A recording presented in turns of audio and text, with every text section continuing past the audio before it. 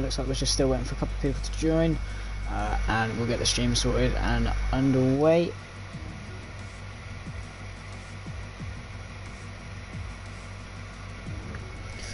Also need to get my little track map up.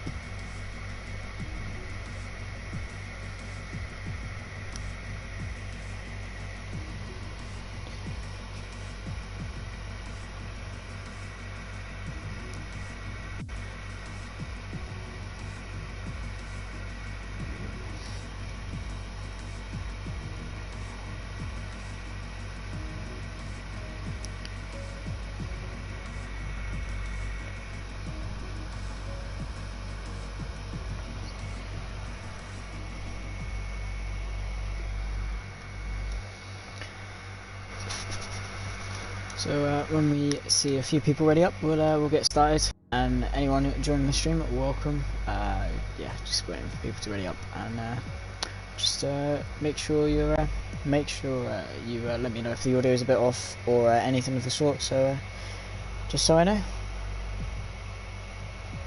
So if my mic's a bit fuzzy or whatever, just do let me know so I can and amend the issue.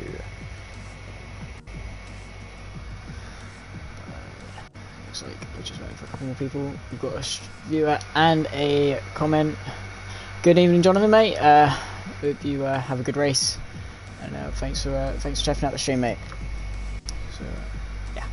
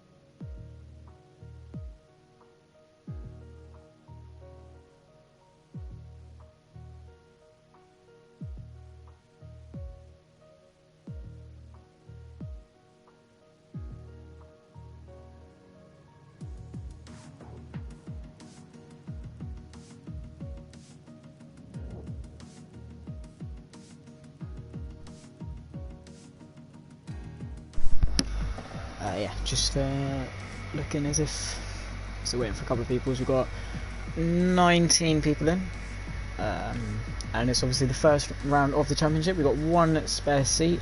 I'll just run you through the grid order quickly. Walker and Hazard in the Mercedes, Elite and Jonathan Cox, your reigning champion in the Ferrari, Stinson and Extremist YT in the Red Bulls, Dragon on Speed and Bills in the McLarens, No Brainer and Ocon in the Renaults, Nathan and Plucker in the Alpha Tauris. In the BWT Racing Points, we've got CRL and CRL. So we've got Chris and Wuhan, Smithy and Crovey, Stringy and Rue, Seb and Killer J in the Williams. So a lot of familiar faces here in FNR. Looks like we're ready and up. So I'll get started with the actual stream. So hey there everyone, and welcome to RRC FNR Gold Division here for the inaugural round. Is it the inaugural round?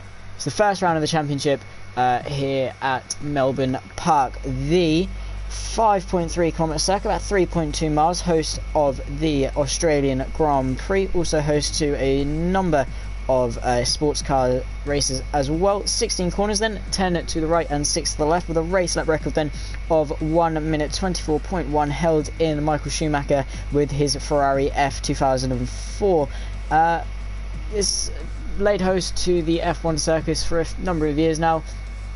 A lot of notable races as well, such as Kevin Magnussen's first and only podium coming at his debut race in Melbourne.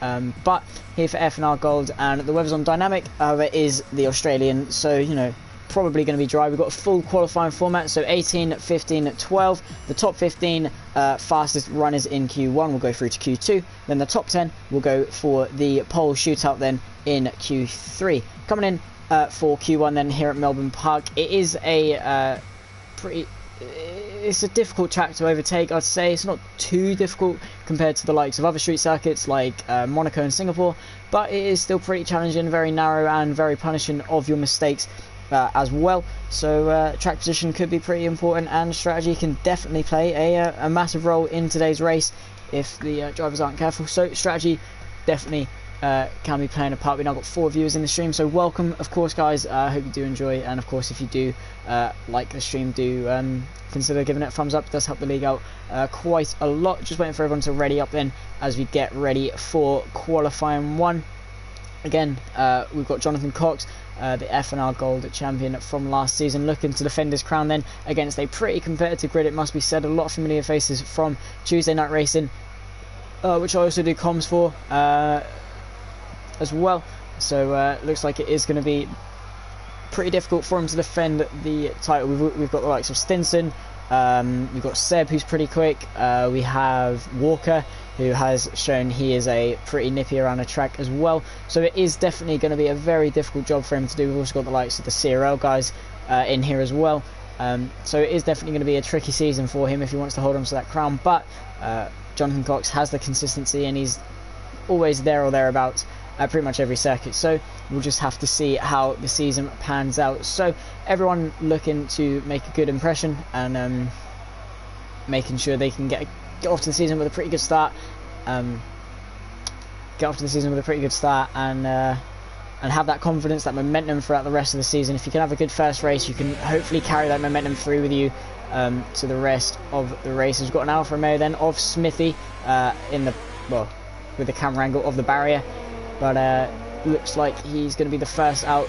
He's followed by his teammate, Crovi as well, followed by Renault, AlphaTauri, Haas, and the 2 McLarens as well. Looks like no one else is going for a lap. So the strategy in these full qualifying sessions then, Q1, Q2 and Q3, the top 15 in Q1 go through to Q2, the top 10 fastest in Q2 go to Q3, and then Q3 will be the one that sets the top 10 grid for the race. So in Q1 you don't want to waste all of your tyres straight away.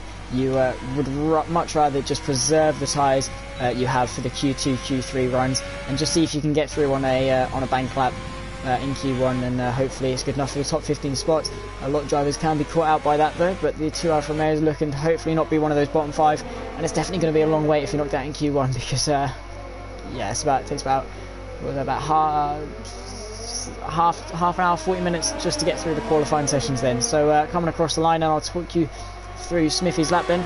Coming onto the pit straight and all the way to the left hand side, braking just about the black box you see on the left hand side, down into 4th gear, and he's a bit wide off the track. That could be an invalidation. He's going to want to get out of the way for his teammate of Crovi, who's looking to be on the lap. So into turn 3 then, braking just before the 100 board and coming into 2nd gear to get that extra rotation and engine braking with the car, swinging it over to the left right hand side and short shift to fourth to get the power down as early as you can for the quick right, and then flat right, and he's a bit wide and he's off and he's a bit shaky. Is it in a retire? He's out of the session, and Crovey is out of the session already, just pushing that hard in Q1, and he is our first retirement of the qualifying session, and he is out. He'll be starting at the back of the grid then after that pretty costly mistake through the fast right. Very easy to do, and yeah, big crash, big mistake to make, and his confidence is going to be shaky. He's going to have the least experience of the track as well. Usually you use qualifying to just warm up a little bit, get the last minute practice in, and he's going to have none of that. He's going to go into the race completely unexperienced. But as we see, dragging on speed then in the McLaren, kicking up at dust at the same corner, then coming into turn 7. He's purple sector 1 with a 26.9, not a bad sector time, especially in Q1 through the fast turn 8 into the pretty mid-speed, pretty mediocre turn 8 down into third gear, clipping that inside curb and riding this outside curb to get flat out already, and flat for this turn 10 long left-hander, and into the turn 11 chicane where you just flick it in 6th gear to get the extra rotation, 7th flat for the exit, and into the third and final DRS straight at this track. Cyril Nathan goes fastest with a 20.6, already a very quick lap time even in Q1 in his first lap. That could definitely be good enough to get him through to Q2. Coming into the final sector, then he's dragging on speed into the middle of the corner. He goes 2nd gear to get the extra bite, and into the final corner a long sweeping right-hander that rounds off onto the pit straight. You want to get the best momentum you can. He's almost out of ERS across the line, and it's a 21.2, so not a bad lap time whatsoever, and that puts him up into P2. But Nathan's still on provisional pole then for the Q1 session, and he's looking pretty quick out of the gate. And it looks like the Red Bull of Stinson, who has shown to be a pretty quick guy over 1 lap pace. We saw at Silverstone a couple of weeks ago that he is definitely one to be matched with on 1 lap pace, and he's here at Australia to see, and hopefully we can see what he can do around at the Melbourne Park circuit. Definitely is a joy riding on board with Stinson. He is just full of confidence and takes every corner to the maximum. There's nothing left on the table when it comes to Stinson.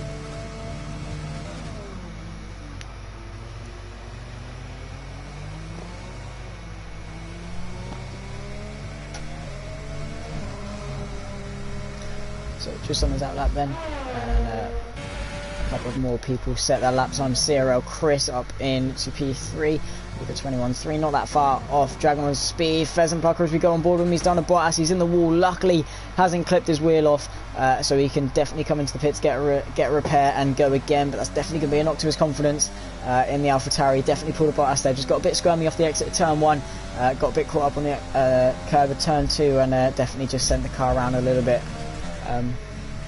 for himself there. So not the ideal start, but at least it wasn't as bad as Provy's incident where he completely lost his wheel. So not the worst that could have happened. But on board with Stinson then, as he's looking to make a claim for pole. Mr. Elite goes second with a 1:20.6, exactly matching Nathan's time then with a 1:26.629. Nathan of course keeps the fastest lap as he set it first, but those two match then on times, and Stinson looking to beat the both of them. Coming through the final corner then, he sets up the lap to the left hand side to open up the right hander of turn 1, the left hander of turn 2. Very nice corners is that. He's looking for that just after that black box down into 5th gear to get the power down as quick as he can on the exit. DRS wide open then, and flat out down this run into turn 3, braking just before that black box as well, down the gears as quick as he can. Bit of a lock up, keeping it in 3rd gear to keep the revs up and just not lose traction on the exit. Flat out then through this right, try not to make the same mistake, not using too much of that exit curb.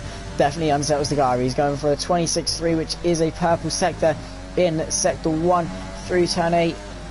He goes and into turn 9 again, looking just for that last braking board just before then into 4th gear to get the car bit in and get the power down on the exit as well through turn 10. This long flat left-hander, not really a corner, but into the turn 11 chicane, then chucking it in with 6th gear, flat in 7th, using the curb on the exit. Very easy to spin it there, as we've seen a lot of drivers do in the past, but Stinson manages to negotiate it pretty well. Bit of a lock up into turn 13, into turn 14, he's chucking it in 5th gear, getting the car turn very nice into the corner. Then he goes 3rd gear, doesn't get the car bitten as well, but he gets a better exit, doesn't slide too much. 4th gear, 5th gear, short shift across the line, He's ran out of ERS nearly. He's going to be across the line. It's some 19.20, some 19.7. A very, very fast lap time straight out of the gate then from Stinson as he beats Nathan by about 9/10. So very, very hooked up lap from Stinson, and I expected nothing less. To be completely honest, Stinson is in a league of their own, and in Q1 he's only going to get faster as Chris as well moves up to 4th with a 20.8. Dragon on speed stays stationary, and there's only 6 people with 10 minutes left to go in this session who have set a lap, so definitely people needing to get out, and it looks like a few people have gotten out. Smithy goes 7th with a 23.1. That may or may not be good enough depending on whatever people do to keep him in that, so he may want to go again. Trying to improve upon his lap time. Hey guys, if you are enjoying though, do consider liking the stream again, as it does help the stream out quite a bit, so if you are enjoying, it would be greatly appreciated. It looks like a lot more people have set lap times. The McLaren of Bills in to 6th with a 20.7, nearly up there with Nathan. Looks like CRL Wuhan with a 20.1, no brainer with a 20.5. So very quick lap times in Q1 then from our top guys here in Gold Division. That's probably a reason why they are in Gold Division, to be completely honest. But yeah, very quick times, especially straight out of the gate. We're about halfway through our Q1 session then, and we're going to get some onboard action with Chris, who's on a 20.8. Again, no shy lap time whatsoever, but he's looking to set up another lap or come into the pits. Is he coming to the pits? Yeah, he's coming into the pits. So we'll go to Seb, who's done a 19.9, the closest so far to Stinson. Seb, also very quick. He was very quick in TNR. If you did tune in for the stream for that race as well, he looked pretty quick and was on for a win. Stinson has just retired to pack his bags, decided to pack his bags and just retire. Jonathan Cox goes quickest though with a 19.6, just about toppling Stinson then, so even quicker time from Jonathan. So, but Stinson definitely confident his time won't be beaten by the bottom 5, and probably rightly so, to be honest. Not many people apart from Jonathan and Seb so far can even get close to it, so he should be alright to retire and save his set of tyres. Seb just cutting across to save a bit of tyre life as well.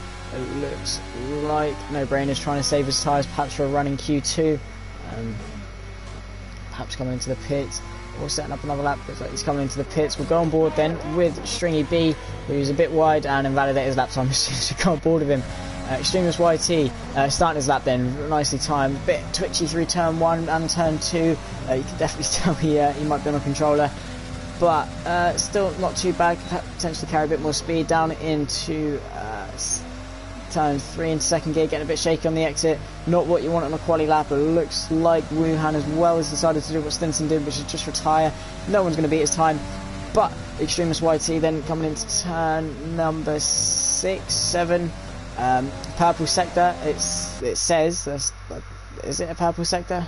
Let's go to the race director. Extremis YT, 26.9, so he's matched Blaze by Gaming, or Blaze by Dragon on Speed, sorry, not Blaze by Gaming, it's a completely different person. Dragon on Speed, he's matched Dragon on Speed in the first sector, and again says he's purple for the middle sector. I don't think he is. Bit squirmy through the turn 11 chicane, manages to save it pretty impressively, and he's going to get a bit of toe off Stringy. He's going to try and hold that for as long as he can. Has to pull to the left hand side though, down to 4th gear, getting the power down as much as early as he can, and into the final couple of corners. Then into the corner he goes. Where's it going to put him? Is it going to promote? Of course it's going to promote out the bottom 5, but is it going to be good enough for just that one lap shootout? He's got 6.5 minutes left to go in the session. He's just about managed to run out of ERS. It's a 21, it's a 21.4, which puts him P11, and Seb also decides to pack his bags and retire from Q1 until Q2 starts. Again, probably a wise decision. But Stringy with a 151.3. Damn, that is a rapid lap time. I'm gonna tell my kids that's Lewis Hamilton, to be honest. He's done a 52.3. That's rapid, that is. Stringy man, very impressive lap. But it looks like he's definitely going again for a proper lap. 3rd gear, 4th gear to get the car turned and get the traction. He's made the same mistake and is wide again. Is that going to be an invalidation? He's carrying on, so I don't think it is. It's going to be a 27.1 through the first sector. He's 3 seconds up, 5th gear, and can't quite get the nose turned in as much as he can. It looks like he's bought the lap as well. He's running out of time if he wants to get out this bottom 5. Walker as well, who is not too bad around the track himself, going for a lap He's only going to get a couple of chances now. He's left it pretty late. He needs to hook up the lap in Q1. That's the thing. That's the risk they play with Q1. It's very easy to get out of it, but if you mess up, you're going to be paying a very, very big price for messing up, starting towards the back of the grid. So he definitely needs to get this lap hooked up, just get a decent one in. Doesn't need to be spectacular, Jonathan Cox's. It just needs to be enough to get him through to Q2, which at the moment will be any lap time he sets on the board, because not everyone has set a lap time. But I'd say around the 20, sub 21 definitely will comfortably get him through. And for Walker, I'm sure that should be no problem whatsoever.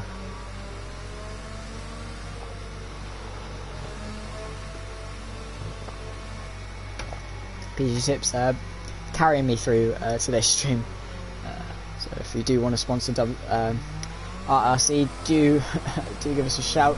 Getting a bit eager on the throttle then, and eager to start his lap as he cuts over the grass then, and ready to start his first fine lap is Walker, and looking to just get up and see how his pace compares to the front, I'd say front four.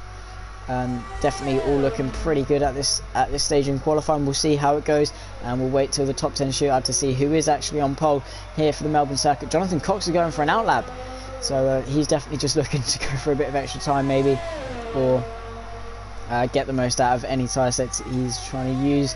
Walker goes purple with a 26.3. That is a very quick sector 1 time, pretty much matching our pole sitters up in front. Coming in to turn 9, he comes then, third gear, all over that curb, gets the power down, almost flat already, and he is flat coming through turn 10. He goes nearly reaching an excess of 200 miles an hour as he lifts, chucks it into 6th gear for the turn 11-12 chicane, bit squirmy, and using the curb on the exit to open up the corner as much as he can. Into sector 3 he goes then, and it's been a pretty tidy lap so far from the Mercedes man of Walker, and using a pretty lovely bit of track then through turn 13, hooking that up nicely. Turn 14 equally is hooked up, and turn 15 into 16 he's looking pretty good as well. 5th gear to get the power down, he's flat all the way through it and across the line. What is this lap time going to be? It's a 19:20.1, so it's going to be P5 and matching Wuhan's time, so a pretty good lap then from Walker, and that should be comfortably through into Q2. Smithy is the only one to have set the lap that is currently out of the top 15. Killer and Pheasant are going to be out as well. Pleasant going for a outlap, just trying to get a lap time down. He needs to beat the danger zone buffer of a 21.8. So if he can get a 21.8, he's definitely he'll be through just about. There's about 3 minutes left in this session then. So anyone in that bottom 5, Smithy down, definitely need to get a move on and get those lap times improving. Otherwise they might as well just go make a cup of tea before qualifying ends. But Pheasant Plucker then, as we saw spin earlier in the session, he's got an invalidated lap time, so it won't count. It's a 27.2 in the first sector, so again not the best, but second off our pole sitters from Plucker, who's looking to try and get out of that Q2 buffer zone.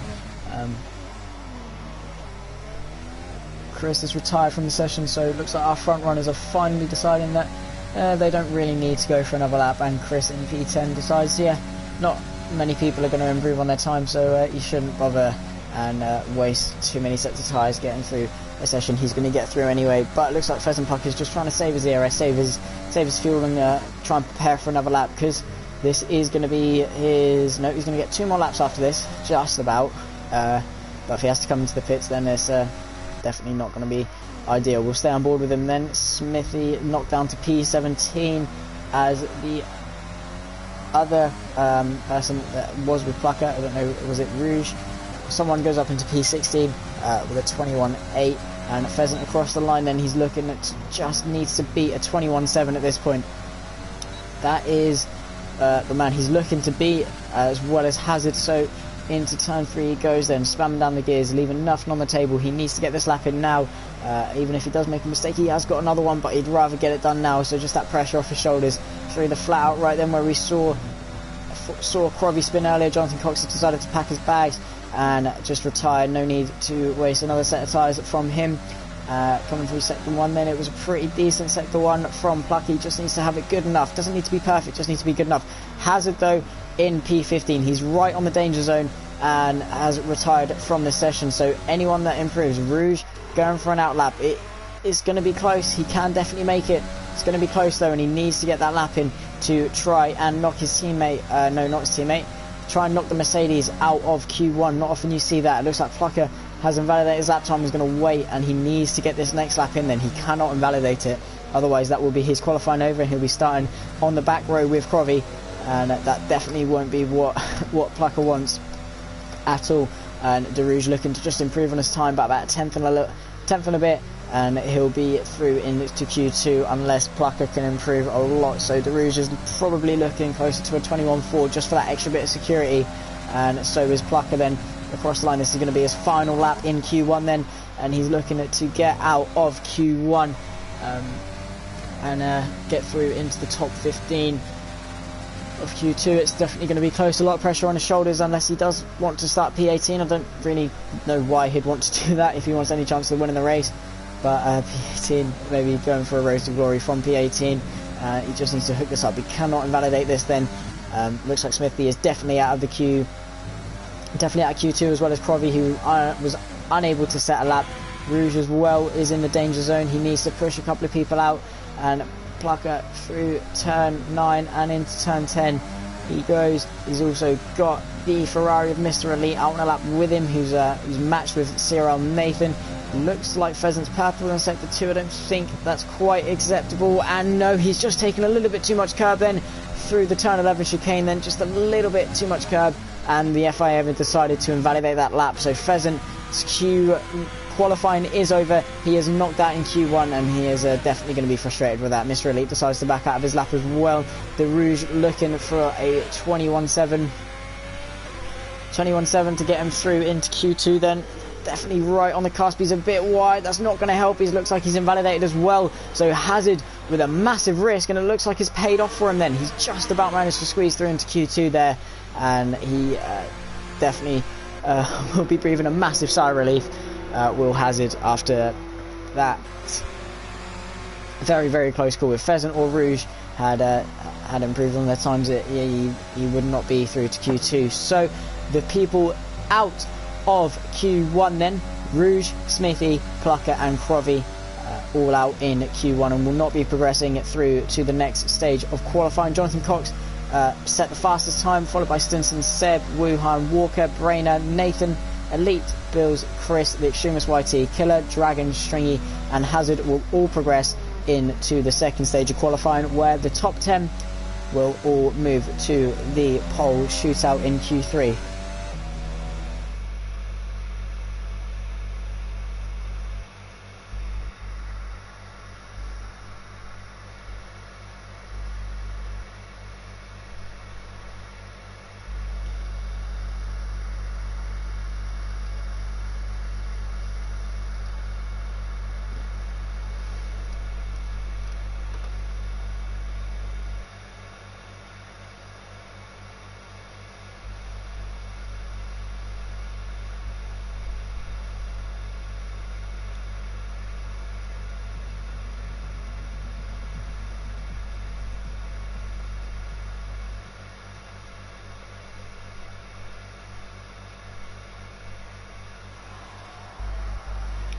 So getting ready for the 12... Good ones there. Getting ready for the 12-minute qualifying session. Looks like I've also dropped my phone, which is not ideal either. Very, very clumsy myself. But it's actually a 15-minute qualifying session then. Is Q2, and in Q2 then the top 10 go through to Q3. However, if you do make it into the top 10, you have to start the race on the tyres you set your fastest lap in Q2 on. So if you go out on a set of medium tyres and do 5 laps on those tyres, if you set your fastest lap and get into the top 10 on those medium tyres, no matter how old they are, you have to use them. So these guys will not be looking to do extensive runs on those tyres. They'll be looking to get out, do one quick lap and get back in. It looks like a lot of people opt in for the medium tyre for their first run. Not really sure what the strategy would be. Potentially a soft to hard, medium to hard, or even soft to medium if your tyre wear is that good. But it looks like a lot of people are either opting to go for their lap pretty quickly now, or just trying to get a bank lap in on those medium tyres.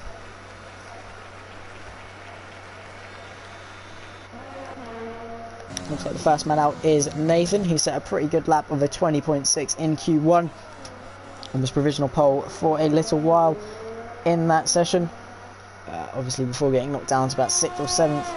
He's out on the soft compound tyre now, looking to try and get into the top 10 shootout then is Nathan. And definitely not doing too bad so far in the qualifying session. 20.6 around Australia is something I could get nowhere near. So props to all of these drivers. Of course, they are pretty remarkable, and the top tier of RRC. Very, very quick drivers in this league. Yeah, pleasure to commentate over it all. And yeah, but looks like Nathan is set, coming around to start his lap and get ready to go for his first Q2 lap then, all the way to the left hand side, and hopefully he doesn't bottle it and spin similar to how Crobby did early in Q1. That definitely won't be ideal for him. Of course, if you start outside the top 10, you will have free choice of tyre, so starting P11 could definitely benefit you a bit more than starting P10 or P9. If you can get a good launch, especially with a better strategy and the better tyres. So P11 might not sound all too bad if you're looking for a pretty good strategy and an overcut on your rivals. So starting P11 has advantages, obviously, with the freshest tyres, but you are starting P11 and going to be starting in traffic, so a first lap incident is no stranger to a lot of people. If you start in the mid-pack, looks like a McLaren has spun on his first lap. Looks like that is Dragon on Speed, who's managed to get going again, so luckily no harm done for him there. So 48.3 through sector 2. It's a purple sector. No surprise, he's the only one to have set a purple sector, a sector in sector 2, so of course it's going to be fastest. But a bit of a lock up then into turn 13 and into turn 14. Nathan on a pretty hooked up lap then. Not perfect, but he definitely has a couple of sets of tyres ready to go for this Q2 session. Nearly out of ERS and through the final corner, getting a wash of understeer and missing that apex completely across the line to 19.20. It's a 20.4, which has already beaten his Q1 lap time with a 20.4, and definitely straight out of the box, he's definitely going to be able to build upon that. As Seb goes second with a 21.0 on those medium tyres. So again, very quick time from Seb out of the box on those medium tyres. The mediums probably lose about 6-7 tenths over the soft. No brainer goes there with a 21.9 on medium tyres, about second off. Seb in the Williams. Seb looking pretty good as well, a lot of pace, and looks like we have Dragon on Speed coming into the pitch, Strainier on the lap on the soft compound tyres. Then a lot of drivers opting for the medium tyres then, either waiting for the track to evolve, a lot of the track to rubber in. Right now the track is green, there's not a lot of rubber down. Once the cars go around and scrape the rubber off the tyres, and it leaves a nice rubbery patch on the racing line, which gives a lot more grip and a lot more lap time for the other drivers to benefit from. So just postponing your lap that little bit longer can definitely benefit the drivers in the long run. It looks like Walker, he's coming out for his lap on the medium tyres, and it looks like Stringy with a 22.2 on the soft compound tyres backs out of his lap. Till a 94J, then we haven't seen much of him in today's lobby. Look, Seb's teammate looking pretty good, managed to get through to Q2. Walker in the Mercedes, just looking to see what he can do. He's on the medium tyres, so opting for the alternate strategy so far. Let's see if he can get through into the top 10. A lot of drivers opting for the medium tyre, only about 4 opting for the soft at this stage in qualifying. Still 9.5 minutes to go.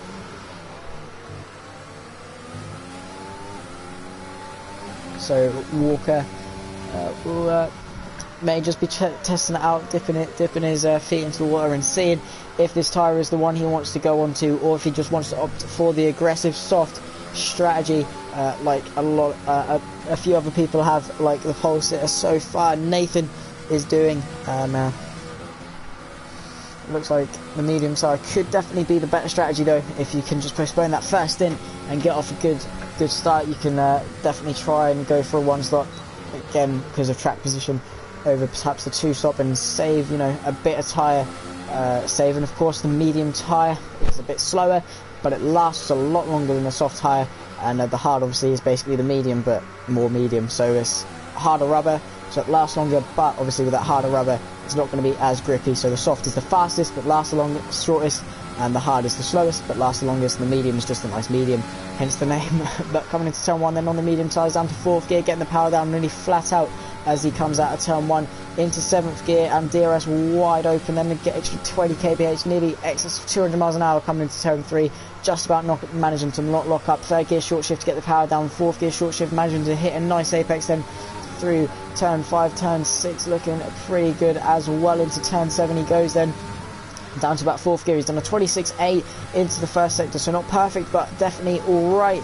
Into the long sweeping right hander of turn 8 and into turn 9, revving up 8th gear and down to that 3rd, using that inside curb. He just about missed it, which isn't too bad. It doesn't unsettle the car as much and you can still get a pretty good run, so either line works. Coming through the long sweeping hander of turn 10, he's on 48.8 through the middle sector, down into 6th gear, 7th gear, flat out for the exit. He manages to keep that valid, and DRS wide open for the 3rd and final. DRS straight on his quali lap, down into the final sector, then 4th gear, 3rd gear to get the extra rotation, short shift to 4th to get the extra traction on the exit, and 5th gear to get the car turned into the penultimate corner. He goes then down to 2nd gear, clipping the apex nicely, running a little bit wide, bringing it over to the left hand side to sweep into the right. 5th gear to get it flat and across the line. He's almost out of ERS. Here's Walker across the line. What's it going to be? It's going to be a 21.1. So just off the pace of Wuhan, and said very close then as these medium runners. Jonathan Cox as well, I didn't realise, again went quickest of all medium runners with a 20.9, which is a very, very quick lap on the medium tyres as well. Stinson on his lap, looks like he invalidated it, so looking to just try and save the tyres a little bit better and go for another lap. I'm expecting at least a 17.4 from Stinson on these medium tyres. But joking aside, he definitely should be aiming for about the 20.9, maybe 20.8 range of Jonathan Cox into turn 1 then. Let's see if he opts for 4th gear. He doesn't. He keeps it in 5th then. Unlike Walker, that could play into his advantage. Saves him the extra gear change and gets the traction through turn 1 and 2, down into 3rd gear. Keeps it in 3rd, but the big lockup, a lot of lockups from Stinson, but it seems to just about work. Keeping it in 3rd gear, revving out 3rd gear to save the gear change and short shift into 4th to get the power down a little bit earlier. 7th gear then on a run into turn 7. He's done a 26.7, so about half a tenth quicker than Walker did on his medium lap. Already in the first sector, half a tenth up on Walker would put him P5, but he's definitely going to gain a little bit of time through the middle and final sector, using the curb on that inside, then managing to hit the apex rather nicely. And through the long sweeping hander of turn 10 into turn 11 he goes. It's a 48.6, so purple sector then from Stinson through the middle sector, through the turn 11, 12 chicane, very nicely done then, using all the track on the outside, and into turn 13, ready for the final sector, and down to about 4th gear. Bit of a lock-up, running a little bit wide, bit scrambling the exit as well, not perfect run through there, down to 5th gear, hitting a nice apex, lovely corner is that turn at 14, and into turn 15, big lock-up, but just aiming himself at the apex and getting it stopped very nicely there. 4th gear, 5th gear, short shift, flat out now, and down the pit straight. Is it going to be the quickest of the medium runners? It's a 19.20, so 20.9, so it is quickest of all medium runners, just by less than a tenth, so 3 drivers then covered by less than a tenth, and Seb only an extra half a tenth behind that, Wuhan only an extra 0.011 behind that, and then Walker only about half a tenth off that as well, so very, very close up the front then, and you know, it's worth what, a tenth, literally just about a tenth is worth 1, 2, 3, 4, 5, 6 positions at the front, and when there's only 10 people going through, that extra tenth per second can be very costly, as is the nature of racing. About a tenth is about a year when it comes to racing. As you'll come to find, it is very, very close, and blinks of an eye, but it all comes down to who looks up the lap the best, and so far Stinson on his medium tyres have been pretty good. However, they are a little bit older than Jonathan Cox is, so Jonathan Cox, if he does decide to start on those medium tyres, 4 minutes left in the session, will have a slight advantage over Stinson, provided they both make it into Q3. Looks like Mr. Elite is right on the cusp of getting eliminated. He's gone for the medium tyre, but he's not put the best lap in of a 25.9, so he may want to be opted in for the soft tyre or an extra lap on the medium. Looks like he's going slowly. Looks like he's invalidated his lap time, has Mr. Elite. We've got 2 retirees, Chris and Bills, both starting P14 and 15 respectively, and Killer, Dragon and Extremist both all three needing to set a lap time and try and get into the top 10 shootout. Killer J probably in the best position of all of them, as he is starting P11, which definitely, as I said earlier, isn't the worst position to, obviously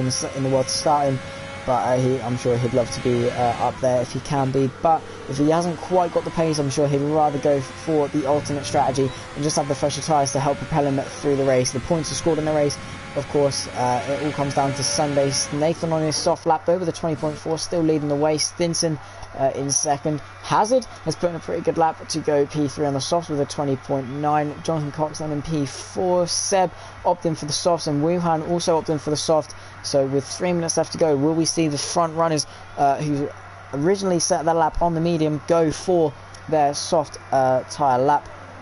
If of course they do decide it is the better strategy. I've got no clue, I've never done a league race on this game around Australia, but it looks like maybe the soft is the better strategy. It looks like a lot more people are opting for the soft tyre now. The track has evolved a little bit. It looks like they were just on the medium. Stinson though has retired, so he is not going to be going for a soft lap. He's confident in his medium lap, and he's going for that alternate strategy then on the medium tyres. Is anyone else going to go for it? Jonathan Cox follows him. He's retired. He's going to be on the same strategy then as his rival of Stinson. Then both of them hopefully getting into Q3. Seb and Hazard both retiring as well, both happy with their laps. Looks like a few more people. Killer J on his out lap. He's starting his lap then in P11. He needs to set a lap and get into the top 10 shootout. Is Killer J round turn 1 and 2, not too bad. DRS wide open, the extra 20 kph of speed down onto the run into turn 3, then braking just before the black box and down to third gear to get that extra power down, second to get the extra rotation, third, fourth to short shifts and get the traction, using all the track on the exit, bring it over to the left hand side to chuck it in for the right, flat out then in 7th gear and on the run into sector 2. 26.8 on the soft tyres, definitely not a too shabby lap. Sector 1 time there, and through turn 8 he goes into turn 9 down to third gear, using all the track on the inside and all the track on the exit as well, sweeping through into turn 10 and getting ready for the turn 11, 12 chicane. Very, very infamous corner. He's going to really chuck it in, use all the track on the exit, chuck it in into 6th gear. And he's getting a bit shaky. He's over the grass as well. It looks like we've got 7 people in the stream now. Welcome, of course, guys. If you are enjoying, do make sure to leave a like as well, and also comment in the chat. What are your predictions? Who are you rooting for as well? And who do you think will be our driver of the day? Who will surprise you in qualifying? Anything really, guys. Just come and have a chat. I'll be happy to read some comments out. And yes, pleasure to have you all. Hope you are enjoying the stream. But Killer J, after that bit of a mistake through the turn 11, 12 chicane across the line, it's going to be a 21-7, which puts him a provisional P8 with about a minute to go left. Is he going for another lap? Is he pushing it? He looks like he may be pushing it for another lap, just to be sure. But it's a Q2, so if he is into that into Q3, he's definitely going to be on all the tyres, especially on the soft tyre. He doesn't want to waste these tyres, whatever. So Brainer and Stringy and Mr. Elite have all reacted to his lap, and they're all going on that lap. Stringy B starting his lap and looking to get into the top 10. He's on 2 lap old soft tyres, so if he does get into the top 10, he's going to be on the worst tyres he could possibly dream of. Dragon on Speed goes second though with a 20.8. He pulled that lap out of nowhere on soft tyres, looking pretty good then as Q2 rounds off to a close. Stringy going sideways through on the exit of turn 3 into turn 4 to turn. It's a 26.9, which is 2/10 up on his personal best, so definitely could propel him up the grid. He needs a further 3/10 to improve his position. And Mr. Elite as well, not going to make it for his lap. Unfortunately, he's going to be stuck in that P12 position, but he is going to have the free choice of tyre. Extremist YT goes P5, so he's going to knock No Brainer out and Killer J onto the cusp. Unless Stringy B can do something, he can't because it's an invalidated lap. So it looks like Killer J is going to just about hang on. He doesn't need to improve on his lap. He doesn't want to improve on his lap. He does improve on his lap anyway. Does a 21.3 and stays P10 on those older tyres. He just went for that extra safety lap just to make sure he can make it through. But it looks like No Brainer, Stringy, Mr. Elite, Chris and Bills are all going to be eliminated then in Q2. But will have the extra benefit of the fresher tyres. So No Brainer could definitely be in a very good position here in P11. As Nathan tops the timesheets on the soft tyres, followed by Dragon on Speed. Stinson and Hazard on the second row, ready for the Q3 shootout. Extremist YT, Jonathan Cox, Seb, Wuhan, Walker and Killer J rounds off the top 10. Smacking into the back then is Brainer on the Extremist YT. The AI getting a bit close for comfort there. Hopefully neither of them glitch out and get a penalty. But 6 people watching, guys, come on, let's have a bit of a chat. Let's hear your predictions, and I'd love to hear from you guys. What you guys think, what you're hoping for in the race, who you're rooting on for, and obviously first round of the championship, a lot of people looking for that momentum to carry them through this season. Walker is going to win. That's not a shout. Obviously my co-coms in the chat, he couldn't unfortunately make it here, so just me tonight. My co-coms though in the chat giving us a watch, and that's Q2 over. So Nathan, Dragon on Speed, Stinson, Hazard, Extremist YT, Jonathan Cox, Seb, Wuhan, Walker, Killer J round off the top 10, and they'll be the ones through into Q3. No Brainer, Stringy, Mr. Elite, Chris and Bills in the elimination zone and won't be progressing into the final top 10 shootout then.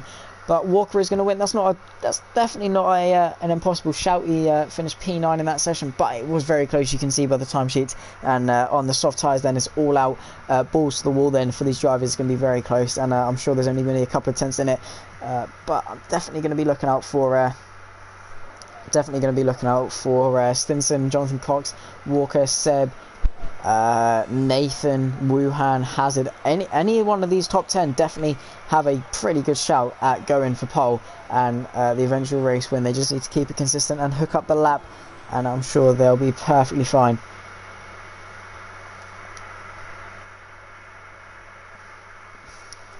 Let's see who reacts first. It looks like Jonathan Cox and Walker are both getting out early for their first soft lap.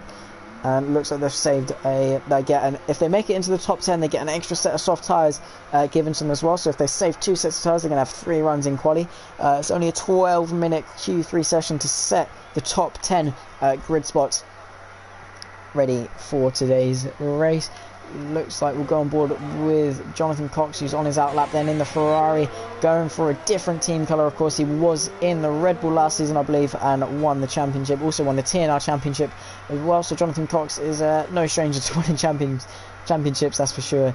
But yeah, very, very formidable driver, and looking to stake a claim for another championship. It's definitely going to be hard though. He's got the likes of Stinson, Walker, Seb and Nathan, all of these top 10 really, to try and make it as big of a pain as possible. He's got Walker behind him for company. He's just going to let him through, and let's see maybe if he can stick in the toe, or if he just wants a bit of free space on the track, doesn't want to be interrupted at all if he does make a mistake or anything of the sort. Jonathan Cox definitely is one to pull one out of the bag when Stinson has been almost sure for pole. Jonathan Cox has been more one to challenge him all the way to the end. So let's see how he gets on and negotiates his way around the 5.3 kilometre circuit of Melbourne Park here today. It's Q3, so this is going to be where we see the quickest laps. Everyone in their fastest engine modes, everyone on the softest tyre, on the freshest rubber, no one holding. This is it then. Jonathan Cox just warming up, preparing it for his lap then in the Ferrari, sporting the number 25, and he rounds the final corner then to set up his lap, ready for Q3, across the line and then onto the pit straight. This is where we're going to see the quickest times from everyone. Into turn 1 and 2 he goes, then braking just before that last braking board into 5th gear, chucking it in then and flat out straight away, does not hold back on the traction not one bit. Into turn 3 he goes, then looking for that black box, braking just before that into 3rd gear, 2nd gear to get that extra rotation, short shift to 3rd to get the traction down, 4th to get the car bit in and the traction to get as flat as you want, flat through this, chuck it in into turn 6 and into turn 7 we go. Then he's on a 26.2, the fastest we've seen all day, and it gets a bit squirmy through turn 7, 4th gear, definitely not what you wanted. Probably got a bit distracted looking at his sector time, very quick sector time, looking for the last braking board just before there. 3rd gear, ride the curb on the inside, flat out then on that exit curb, and through turn 10 he goes then, just trying to make it as short as run as possible. You can see how close he is to the grass, then bring it over to the right hand side to chuck it in into 6th gear, missing the first apex a little bit, could use a bit more curb. 7th gear, then he's flat, and that was a pretty decent turn 11 chicane. He's got a couple more runs to try and improve upon it. Into the final sector he goes then, 4th gear, short straights back into 5th gear. Seb goes quickest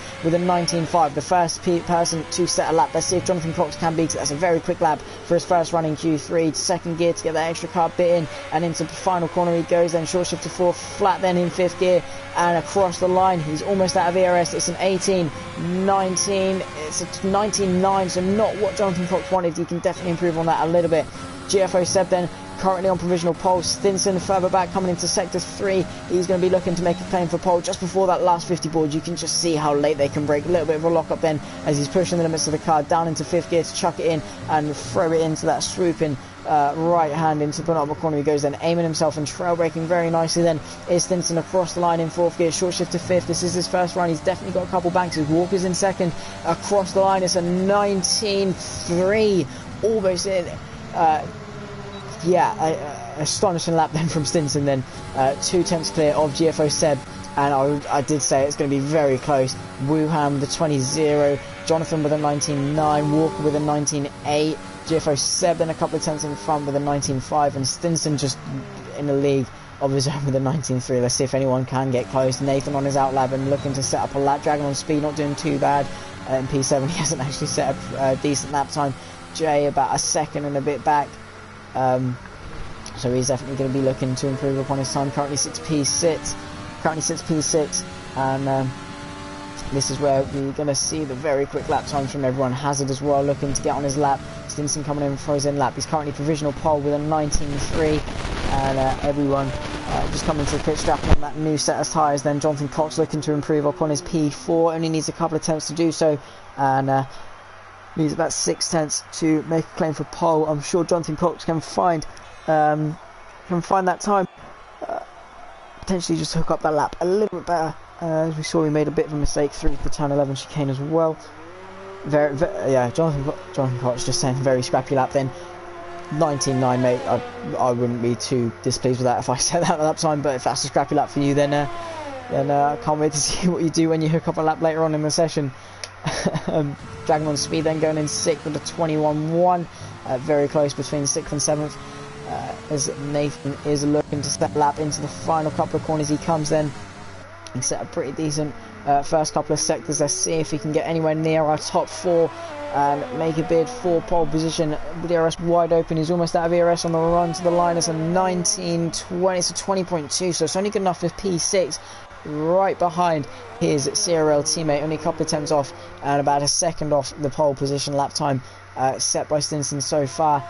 Looks like our top 5 are in the pits and just waiting for a couple more minutes just to go for their final run of Q3.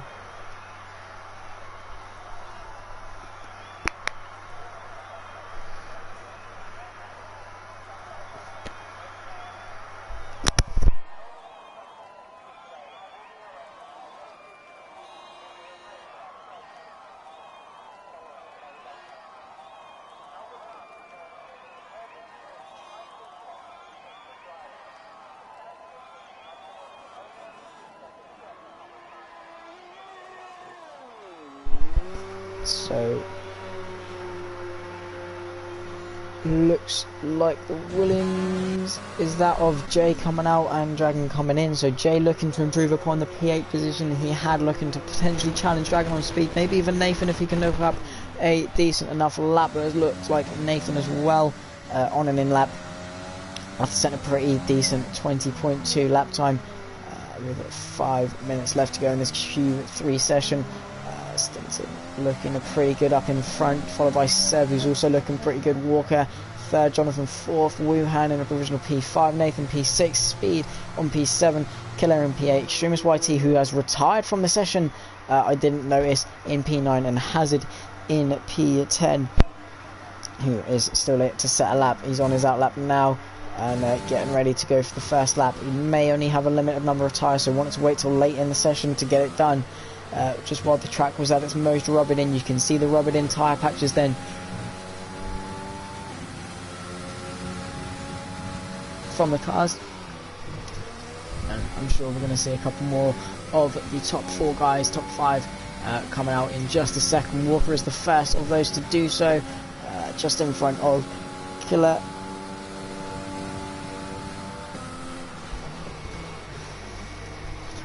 So he's the one looking to improve upon his 19.8 and potentially go a couple of tenths quicker to topple Seb, maybe even Stinson if he can hook up a decent enough lap. Hazard pretty wide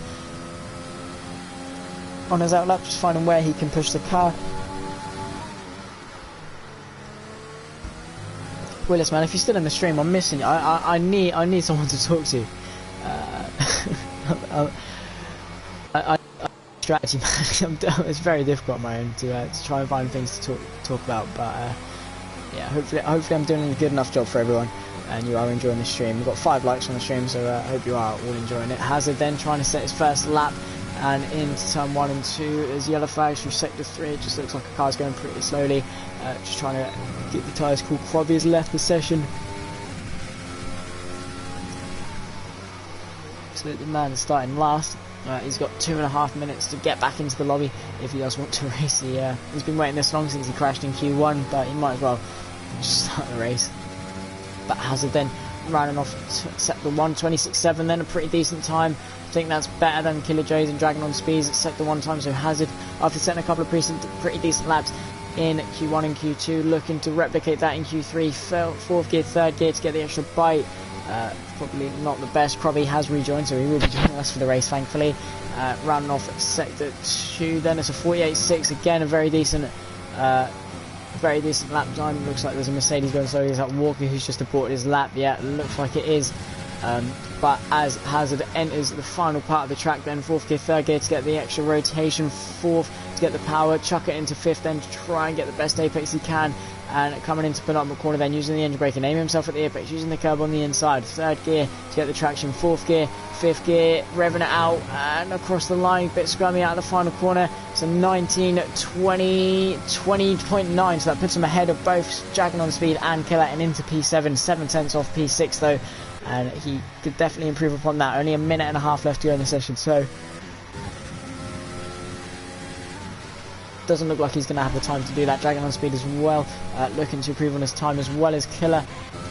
Looks like Stinson, Seb, Jonathan, Wuhan and Nathan are top 6, all out on their outlaps then, looking to improve upon their times, as Seb just nicely moves out of the way then of Hazard, who isn't even on a fast lap I don't think, but still not. Oh no, he is definitely on a fast lap. He's 700ths up on his time, 26.6 then through the first sector.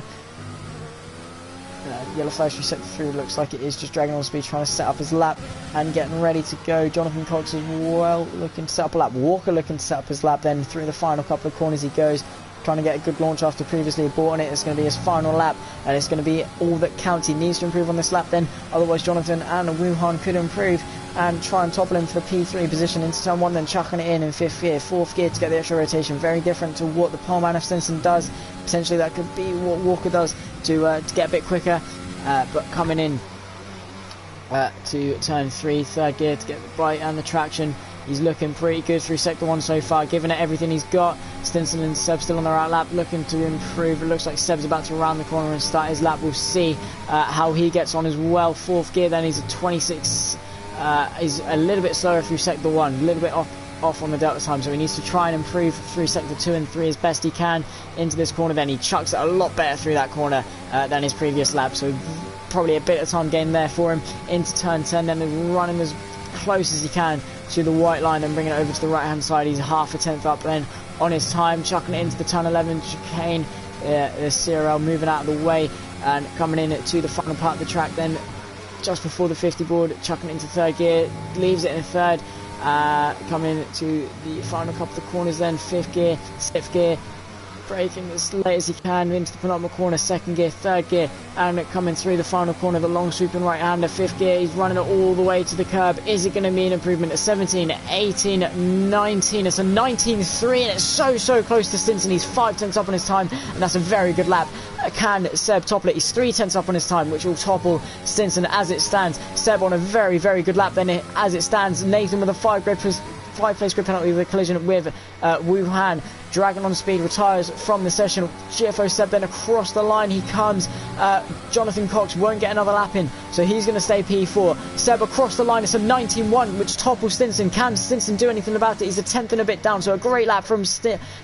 Stinson looking to topple him to pole position. Is it going to be enough through the final couple of corners? He comes then across the line. He's almost out of ERS across the line. It's not going to be enough and he's going to have to settle for P2. So Seb with an amazing lap time then and sets the pole position benchmark here at the Australian Grand Prix here in Melbourne. So a very quick lap then from Seb, who is your pole sitter, by 2.5 tenths from Stinson.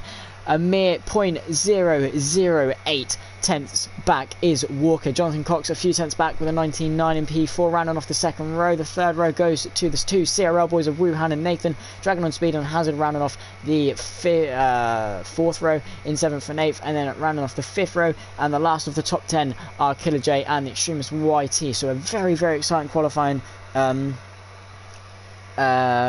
session there. Jonathan Cox just had a major moment in T12, very, very easy to do, and definitely cost him a run for pole. Were you up on your time at all? Yeah, just wondering, were you up on your time at all going into that corner?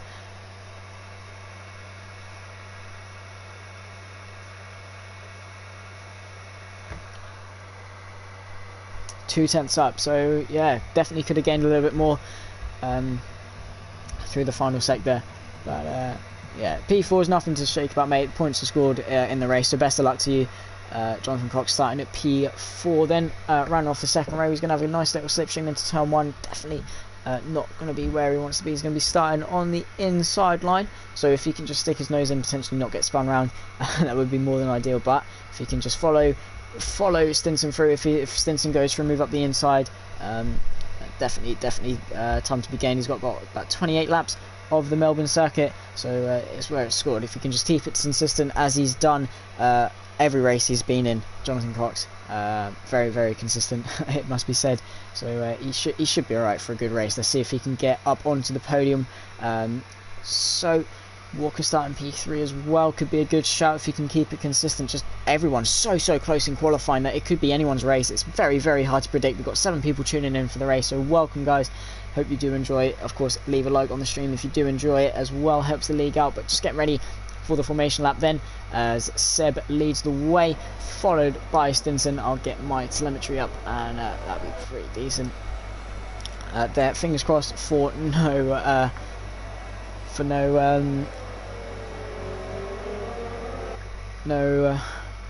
grid glitches. That's what I'm trying to say. Can't get my words out today.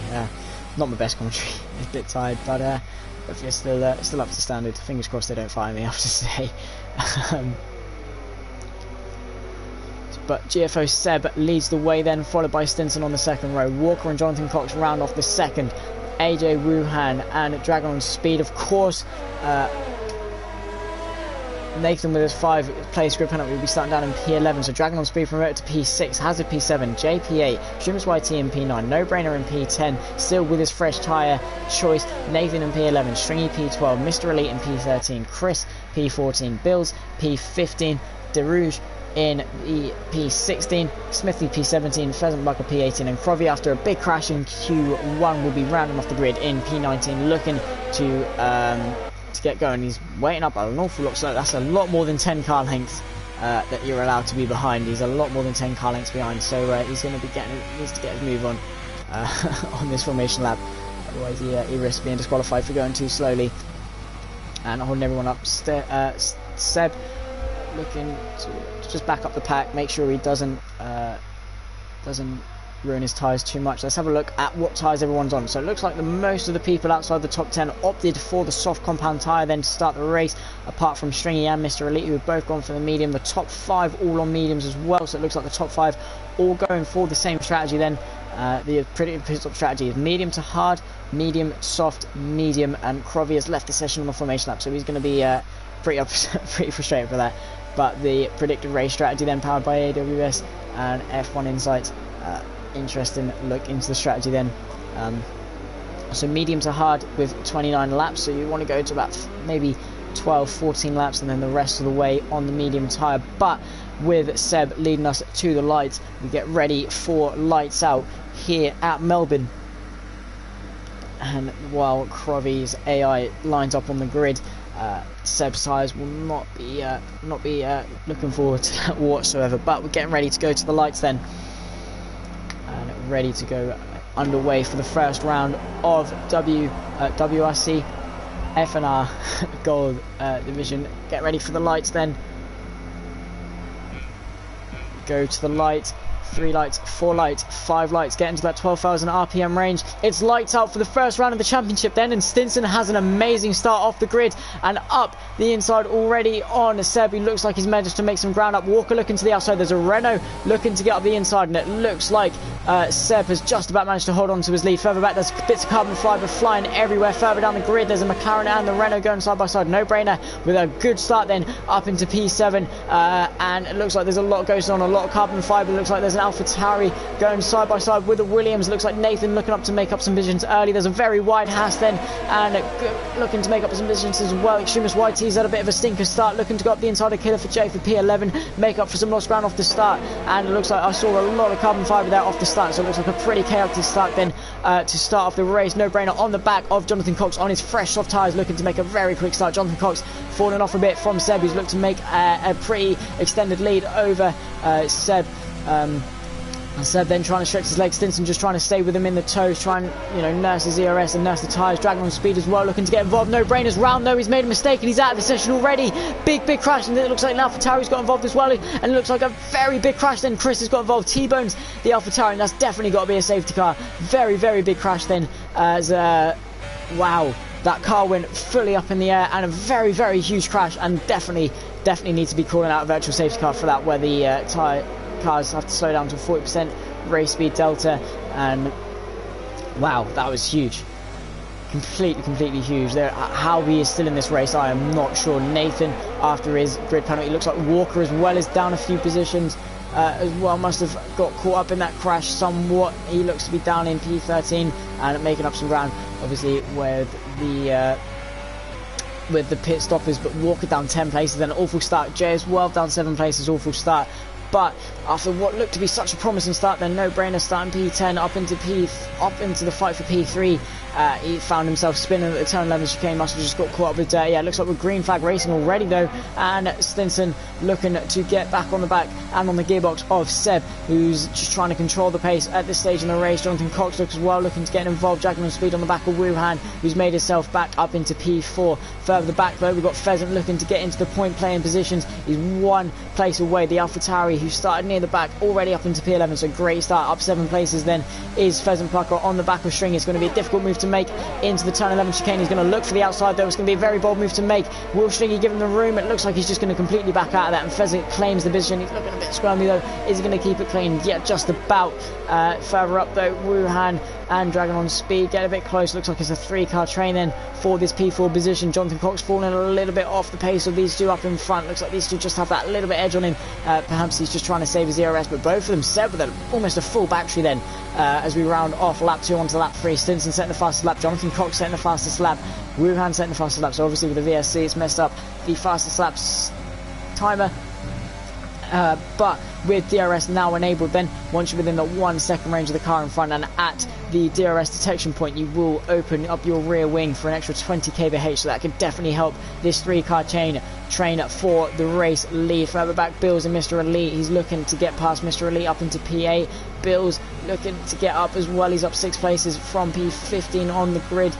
Definitely a good start and made the most of the chaos. He's also got Pheasant Plucker behind him, up back to the front though. It's only a 2/10 gap, and Stinson looking to claim the lead. Walker with a 3/10 penalty for multiple warnings, and Stinson looking to get past, waiting for that DRS then up in front. He's looking to eye up the move. Is he going to go for it into the turn 11 chicane? It's going to be a very stupid move. He does do that, he's just going to get turned in on, so he's going to wait for the DRS, try and stay on the gearbox as much as he can, not make the same mistake that No Brainer did. He's got the DRS and he's going to have the ERS as well. Is it going to be close enough? He looks to the inside but darts straight back in, and this is only helping out Jonathan Cox behind, who's just about latching on to that DRS and coming in to the final couple of corners for lap 3. And Stinson looking to just try and reclaim that lead. Those lockups are not going to be doing those tyres any good. He's pushing, he wants to get back in front. Seb making a very good claim, and he's looking rather quick at the Melbourne circuit. Walker making a move on DeRouche further back. Looks like it's a pretty simple move to get himself back up into P12, making up for some lost time. Up in front though, is Stinson going to be close enough into turn 1? Jonathan Cox already with a 5-second penalty. Seb spun though at turn 2. He's got caught up on the curb, and the race leader then has spun. So what looked like a dream start and such good pace has turned into absolute calamity, and that's brought out a safety car then on lap 4. So we've had 3 retirements then, and Seb, after looking to be in control of the race, just caught up on the curb, and that did not, that was just happened so quickly. Stinson pushing him so hard, Seb just so on the limit and just got caught up on the curb, got a bit of the wheel on the grass, and that just spun it round, and Stinson will inherit the race lead. So we had all the work done for him then, and the safety car, let's see how this shakes up the grid. It looks like Bills has left the session, potentially had a bit of a disconnection as well.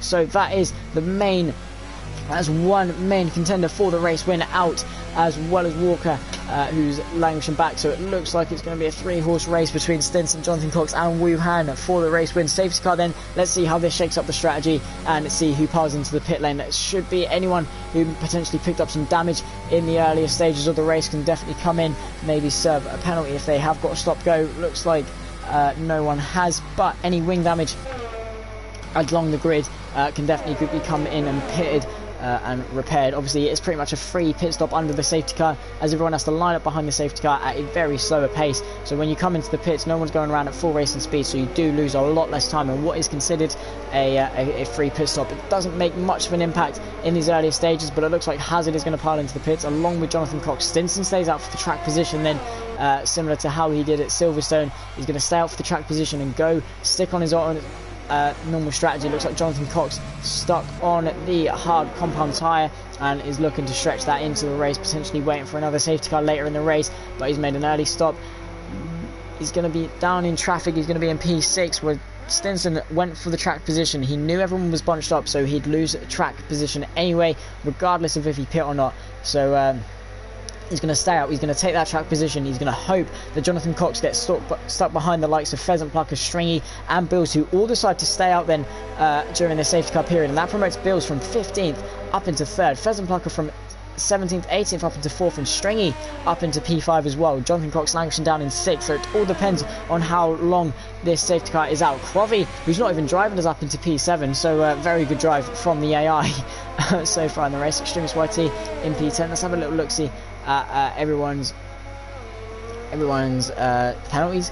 Let's have a look. So Mr. Elite has a 6-second penalty, Jonathan Cox with 3, Walker with 3, Smithy with 3. Position changes, Crovey up 12, Pheasant Plucker up 14, Bills up 12, Stinson up 1, AJ Runa up 3, Jonathan Cox down 2, Walker with the, probably the worst start of everyone, down into P12. I didn't quite catch what happened to that, but a very, very chaotic start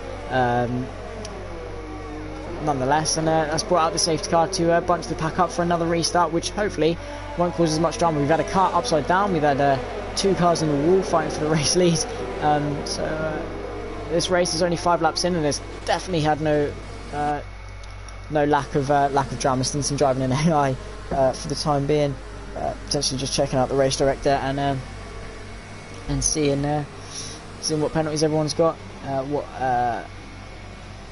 what Jonathan Cox is doing.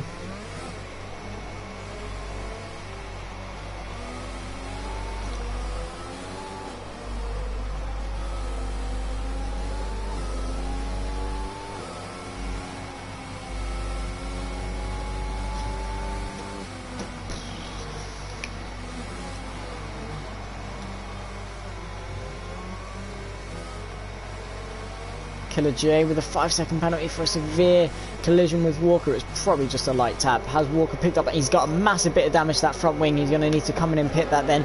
So Walker might have just been caught off by the slower pace of Killer in front of him, and he's picked up a lot of wing damage because of it. So Killer J with a 5-second stop go. It's just as the nature of the stop-start method of the safety car. You think people in front are going to go a bit quicker, but they just slam on the brakes, and Walker seems to be caught out a little bit from that. He's got massive front end plate damage, which definitely won't do his downforce any favours. He's definitely going to need to come in and pit that. Bills needs to try and get back into the session. I don't think he's aware he's in the fight for the podium, so if he can get back into the session, I'm sure he'll be surprised to find out he's in P3.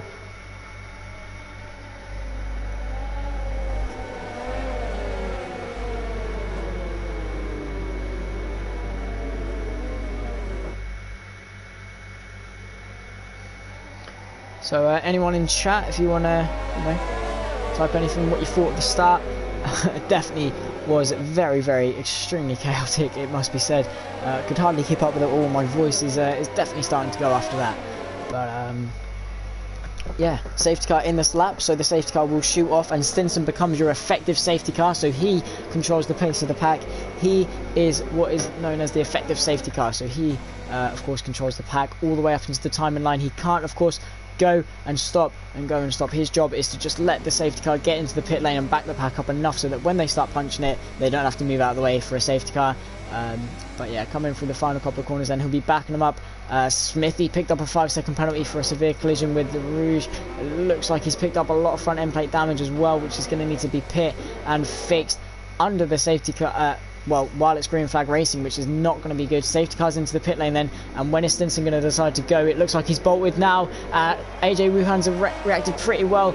Further back there, they're still going slowly, not quite reacted to everyone in front of him. So Stinson with a great restart, already a second in front. Pheasant looking to get past the P3 man of Bills, whose AI is pushing back. We'll stay on board with Jonathan Cox. It's a big dive from Stringy and Jonathan Cox, then Bills AI got a bit spooked. Stringy on the back of Pheasant as well. Jonathan Cox looking to get back in front of them both in P5. This is all allowing Stinson to pull a gap early and come in for his normal stop, dragging on speed, getting past the ghosted car of Provi as well as Extremist, looking to get past as well. Jonathan Cox then on the back of Stringy and Pheasant, who both looking to chase after the P2 and one man. It looks like Stinson's got control of this race and Wuhan just trying to stick with him, potentially to try and stay in the DRS. Jonathan Cox on the hard compound tyre is on the slowest tyre of the field, dragging on speed, getting past his teammate who was ghosted, but Jonathan Cox definitely just trying to set up a series of moves. Then we're going to have to wait 3 laps for the DRS, of course, because of the safety car restart, but it should be no problem. He's got plenty of ERS. Stringy with a lot of ERS saved up. Jonathan Cox with only about 70%. Jonathan Cox cutting that second chicane, the chicane quite vigorously, and Killer with another 3-second penalty, but it looks like Mr. Elite's going to try it and go around the outside of DFR Hazard. It's not quite going to come to fruition. He's got the soft tire grip, but it's not going to be enough. He looks to the inside, but it's not going to be enough. Once again, Jonathan Cox looking on the back of Stringy up in front. We're only 7 laps in of 29 of this race, and there's a lot of carnage. So hopefully pack spreads out, but Stinson sets the fastest lap then. Stringy and Jonathan Cox. Stringy to the inside. Jonathan Cox trying to dummy his way through. Looks to the inside. Stringy follows him back to the outside. Takes the race line. Very nice defending from Stringy. It's not probably the wisest defending. He could probably use Jonathan Cox to try and catch Pheasant up in front and promote him into P4. But Mr. Elite is Jonathan Cox's teammate, going wheel to wheel with Miss DFR Hazard. Looks like he's got past. And Jonathan Cox looking to get past Stringy as well through Sector 1. There's not really much place you can do it unless he did it at the first couple of corners. But looks like the two Ferraris looking to work together. Stringy with a massive Tokyo Drift moment. Looks like Wuhan, as well as trying to keep the gap to Stinson, is staying around the couple of tenths mark, shifting pretty consistently. And Pheasant has stretched out. Mr. Elite, DFR Hazard going side by side down the inside. It's not really an overtaking opportunity. Hazard having to cut to avoid Mr. Elite. Mr. Elite very nicely defending that position and leaving him to dry around the outside. Jonathan Cox then, he's got a bit of slipstream and he just needs to stay close through this turn 11-12 chicane where he made the mistake in quali. Stringy losing Pheasant, who's comfortably into P3 now, and he will not be complaining with that. Up 15 positions. Jonathan Cox then into Sector 3. He's got his teammate right behind him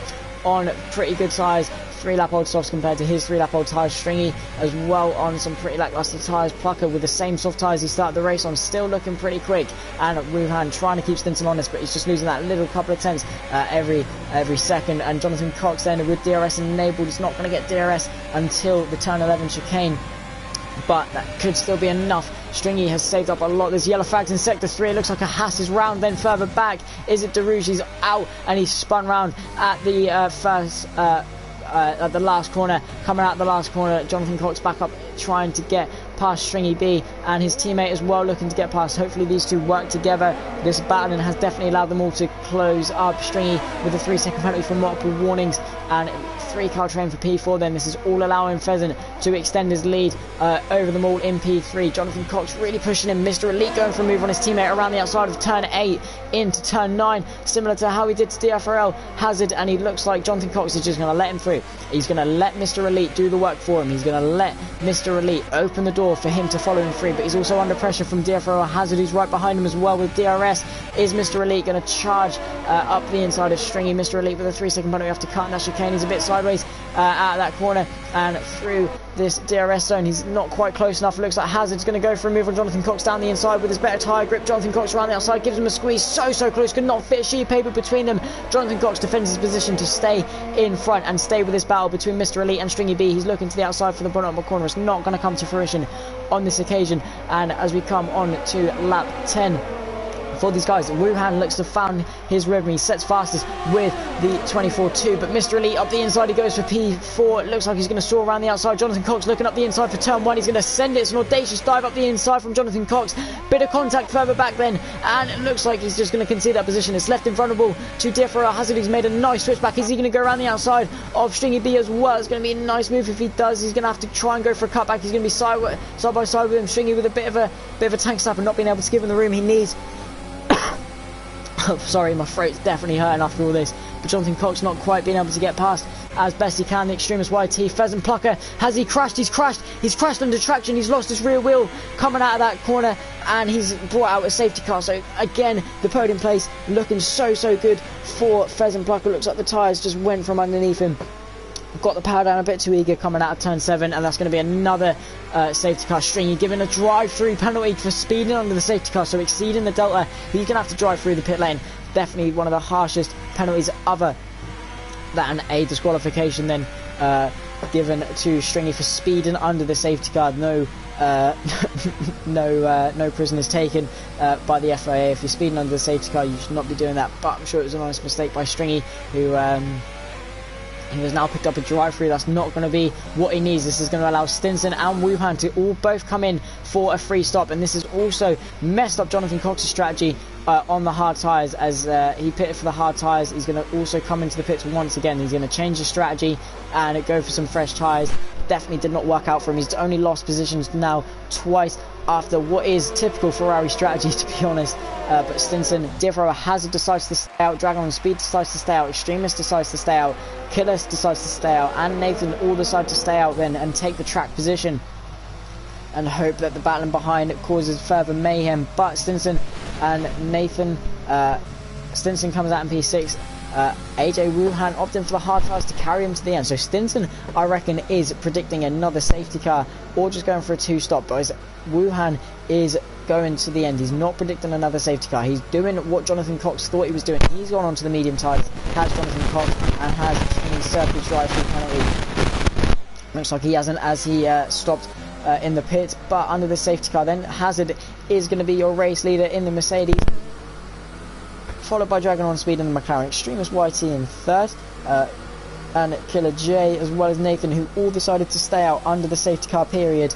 And that's going to be the third safety car, well, second safety car and another VSC in this race. And we're only 11 laps in, not even halfway to the finish, and we've already had a lot of carnage, a lot of crashes, and 4 DNFs, all of which apart from Chris, have been fighting for podium places. So it looks like the podium places are pretty cursed. You do not want to be in those podium places, similar to that Monaco race a few years back, where the race leader always crashed out. Seems to be the case with the podium places here in Melbourne.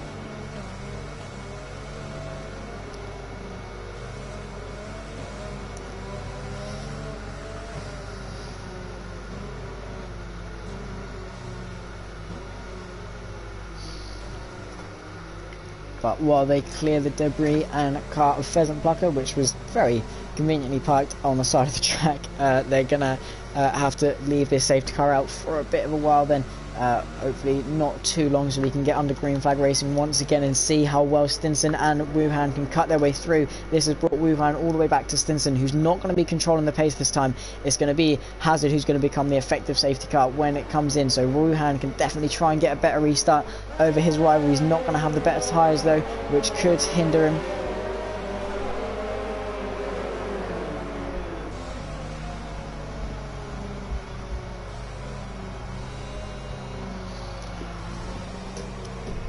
Laps in though, we've got 18 laps remaining here in this race.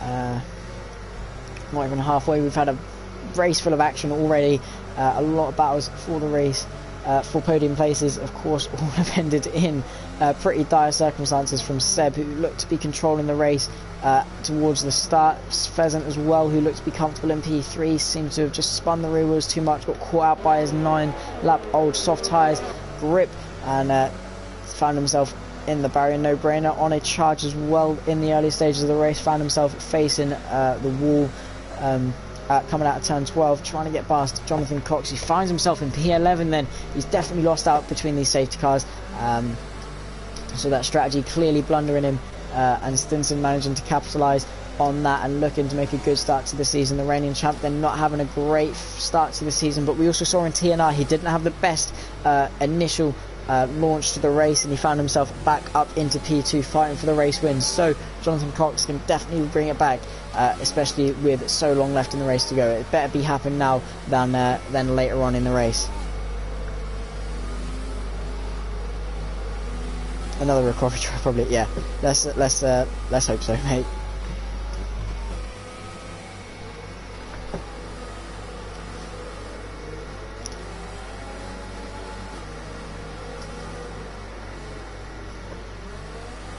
So it looks like the safety car is in this lap then, and Hazard does become your effective safety car leader as we get ready for the restart. Then he's on 7-lap-old medium tyres as he pit during the previous safety car. He finds himself leading the race and becoming the effective safety car. The safety car comes in.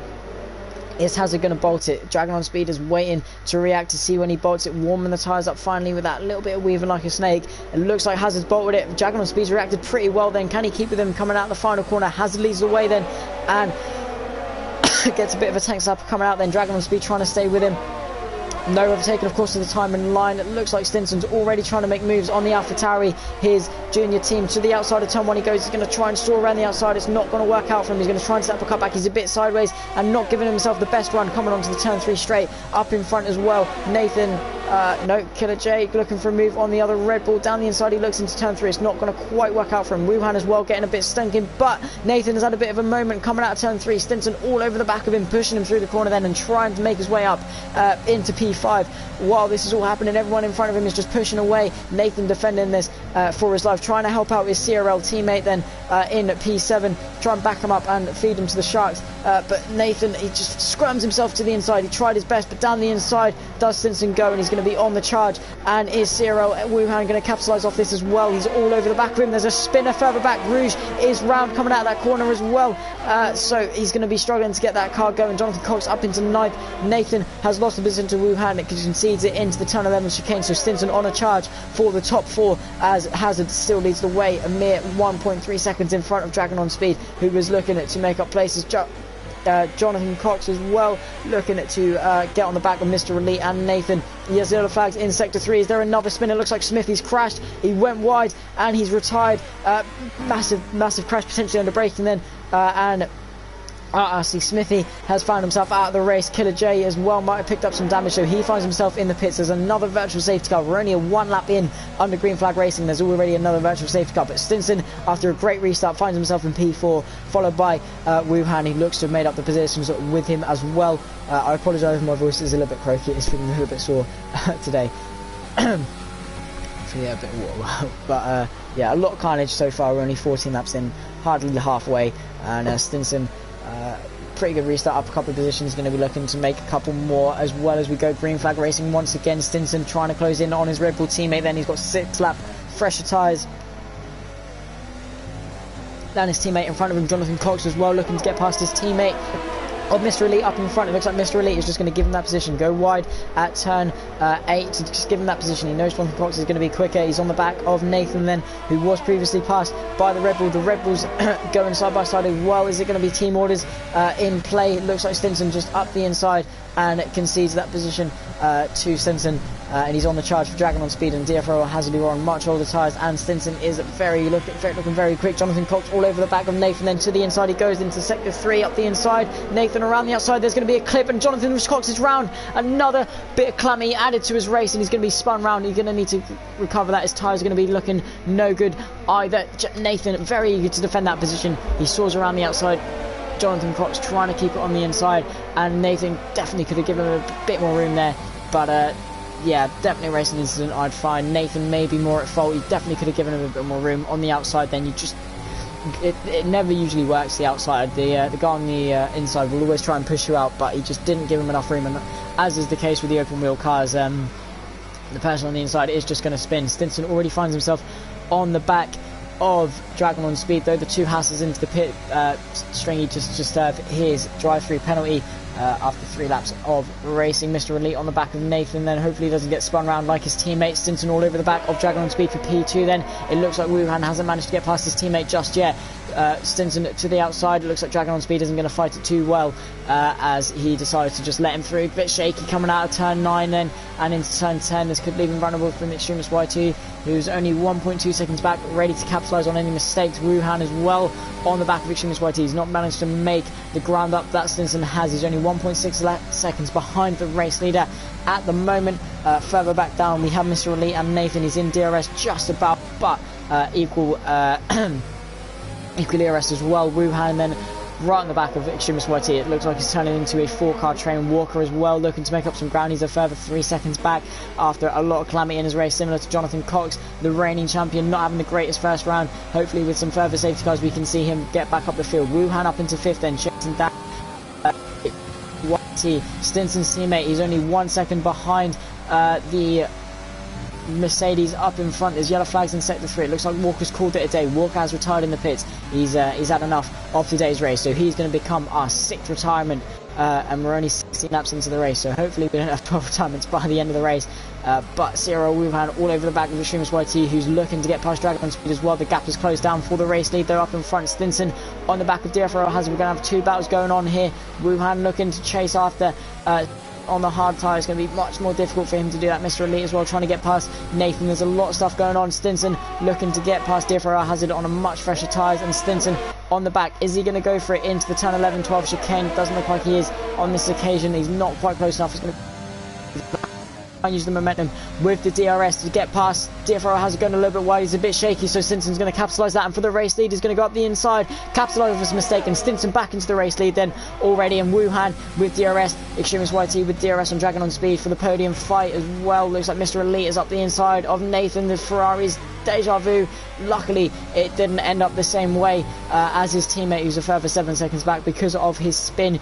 Wuhan, Extremist YT and Dragon on Speed all in and then Stringy with another 3-second penalty. Extremist YT looking pretty slow. Wuhan is probably in the worst position out of these 3 then, as the Extremist YT has the DRS to defend, but he's not quite close enough on Dragon Speed as much as he'd like to. Mr. Elite up the inside of Cyril Nathan into turn 1. It's going to be a pretty done move. Jonathan Cox responds with the fastest lap, showing he has got the pace and he's closing in on the P76 fight, trying to salvage what he can out of this race. And Wuhan on the back of Extremist YT, bit coming out of turn 3 into turn 4 and coming into the flat turn 5. He's going to experience a lot of dirty air through here, having to lift rather than taking it flat, and Dragon on Speed looking behind in his mirrors to see the Extremist YT and a very fast Wuhan right behind him with Elite and Nathan both closing in fast as well. Only 17 laps into the race with 13 laps left to go, and Stinson leads the way. He's still potentially going to have to take another pit stop, so hopefully he's hoping for another safety car to take that free stop.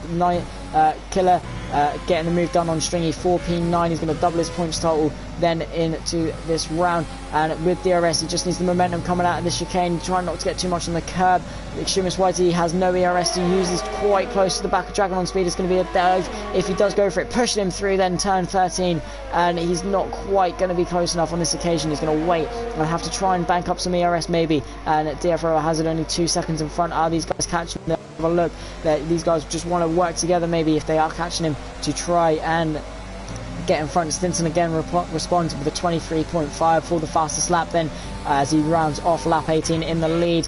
Stringy B on the back of Killer J. He's not quite going to be close enough. Bills as well trying to get past the AI of Crovey behind for P11 the Rouge, 16 seconds back after his pit stop for damage after his spin earlier in the race. Extremist YT getting a bit shaky out of turn 3. Wuhan can't quite capitalise on it, as is the nature of the circuit, but Extremist YT a little bit wide. Can Wuhan go for a dive into turn 7? It's going to be quite a bold move to make. He's just going to get turned in on if he goes for it. He's going to think better of it and away, live to fight another day. Through turn 8 they go then, and in the slipstream he's quite not close enough on this occasion. He's going to wait for the DRS once again. It's very difficult to overtake, and Dragon on Speed is holding on very well with his 13 lap of hard tyres. Potentially could take them to the end of the race if he nurses those tyres home. They're going to be dead towards the end though, and he's going to risk a puncture. Bills past the AI of Crovey then, and Extremist YT a bit shaky coming out of turn 12, and he's not going to have the best run onto the straight though, so he's going to be Wuhan up the inside. It's going to be a bold dive. He thinks better of it. He's not going to go down the inside on this occasion then for P4.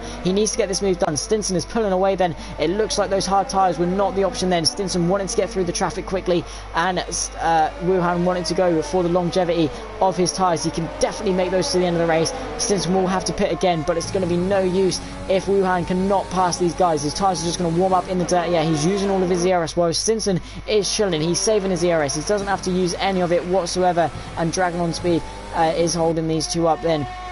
Driving brilliantly though in a P3, up a few positions from his original starting position. Bills finds himself back behind. To the outside though goes Wuhan around the outside. Very late move, very tight squeeze, and it doesn't work quite well. This is allowing Dragon on Speed to pull away, and Mr. Elite to drive onto the back of him though, so he could be under pressure. He needs to get this move done rather quickly, and he's pushing him for the last few laps. There's 11 laps to go in this race then, and Wuhan is on the back of Extremist YT for P4. He needs to get past now so he can try and get past Dragon on Speed. He looks to the outside. It's not going to quite work into this corner unless he has superior grip. He sends it around the outside though, and the Red Bull gives him room. That's a great move by Wuhan up the inside. Then he's going to be for turn 10 unless he can get the power down. He gets a bit of a squirm though, so the Extremist YT is going to reclaim that position then, and Mr. Elite is on the back of both of them now, so it's going to be a 3-car train for P4. It was originally a 3-car train for P3, but the Extremist YT has fallen out of the DRS range. This could definitely play into Wuhan's hands, as the Extremist YT has lost a crucial defending rule. He's got no ERS left, he's got no DRS left to use, so this can definitely work for Wuhan as Elite rounds off this little train. Jonathan Cox as well catching up to Nathan at 4P7. That'll be an interesting battle to see how Jonathan Cox plays in this race. Wuhan getting a bit sideways. This could leave him vulnerable. Jonathan Cox as Nathan into the pits. He comes then on his 17-lap old medium tyres. He's going to be looking to go potentially for the soft tyres and have a quick final stint. He's going to lose a lot of time though.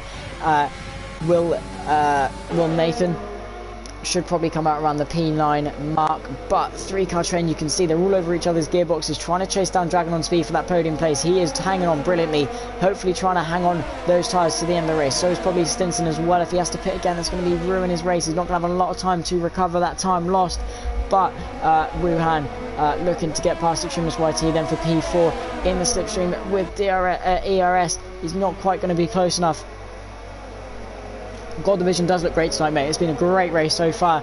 But, oh no, Wuhan's made a massive mistake. He's all over the grass. That's going to leave him vulnerable to Mr. Elite, who can't quite get the power down. He's going to be up the inside into the turn 11 chicane. They're going to go side by side. Are they on equal tyres? Wuhan wants to keep this position. He's going to go for it around the outside into the second part. It's going to be very tight. Great racing from the both of them. Mr. Elite fully had the right to turn in on there and claim the racing line. But Jonathan Cox is going to leave him vulnerable as well. So Wuhan has had an absolute mare. There's a bit of contact into this turn 13. Wuhan not giving him any room, any space whatsoever. He's desperate to hold into the position, and I don't think Jonathan Cox will be too happy with that whatsoever. And this is allowing the Extremist YT, Wuhan, being absolutely mugged in after that small mistake. He's lost a lot of time, and the Extremist YT is free to try and catch Dragon on Speed, who's holding on brilliantly to that P3. His tyres not looking too great. Looks like Nathan on his fresh off tyres is on a charge. He's only a few seconds behind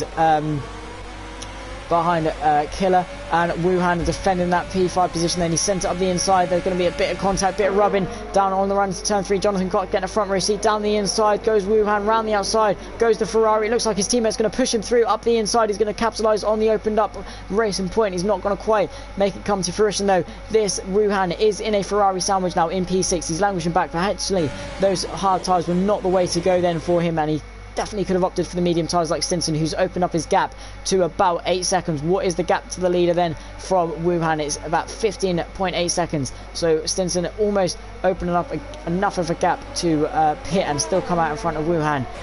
Nearly, it's about 20 seconds to pit. Jonathan Cox falling off a little bit. Stinson with no penalties, so this race can still definitely come down to penalties then. What is everyone's penalties? Actually, I'm interested. We'll go to penalties, but Wuhan in DRS and ERS down the inside he goes for P5. He's going to great little battle going on here. Mr. Elite forced out wide. He's all over the curb. Jonathan Cox getting a bit sideways as well. Both Ferrari having a bit of a tandem drift moment there, and Jonathan Cox definitely heart in his mouth through that corner. A bit of PTSD as well from that corner for sure. Mr. Elite with 9 seconds, so he's not going to be looking to fight these guys properly. Stinson into the pits then. He's going for the soft stint. He's going to be very, very quick on those softs. He needs to make the ground up quickly then, which has proven difficult for everyone in front. Wuhan then promoted into P4. Stinson with no penalties though, which can definitely play into his hands. Hazard re-inherits the lead then up in front, followed by Dragon on Speed in P2. The Extremist YT inherits P3, and Stinson is on a charge. He is chasing after these guys. He's got a lot of ERS to use. He's going to go for a very quick final stint then. He's got nothing to lose at this point. He's fighting for it. He's got 8 laps to go, and he's going to be looking to chase after everyone else. The interval to the guy in front is about 3.5 seconds. He can definitely close that up, especially with the battling. He will lose the position anyway due to his penalty, but DFO Hazard inherits the lead then.